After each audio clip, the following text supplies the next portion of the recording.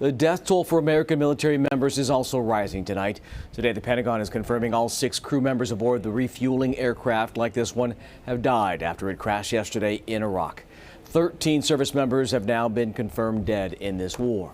The crash of the refueling jet hitting close to home, with one of the planes confirmed to be based out of Beale Air Force Base in Yuba County. And tonight we're hearing from a retired pilot who commanded these types of planes, getting answers on the risky conditions that they face. The KC-135 refueling plane has been a familiar sight over Sacramento skies for the past 70 years. They've been here a long time. Gerald Marlatt is a retired lieutenant colonel who flew KC-135s during his 27 years in the Air Force, based at Mather, McClellan, and Beale. The tanker's distinctive tail boom is used to transfer gas to other aircraft, an essential mission during wartime. I was over there during Desert Storm and Desert Shield doing the same thing.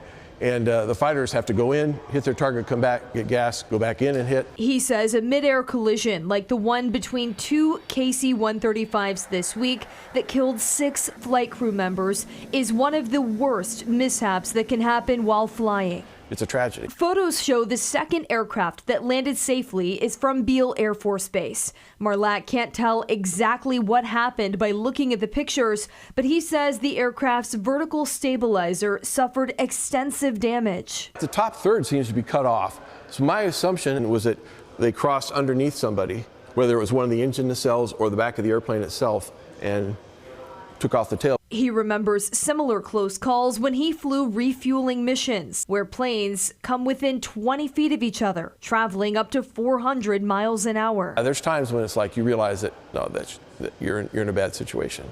But thankfully we had enough buffer to avoid any collision. Marlatt says there's more pressure on pilots during combat missions. You're going to push it a little closer, which in wartime, you have to do that. And even though the cause of the crash is still not known, he says the loss of lives will be on the minds of crews that must continue to fly. It's going to affect everybody. They're definitely feeling it.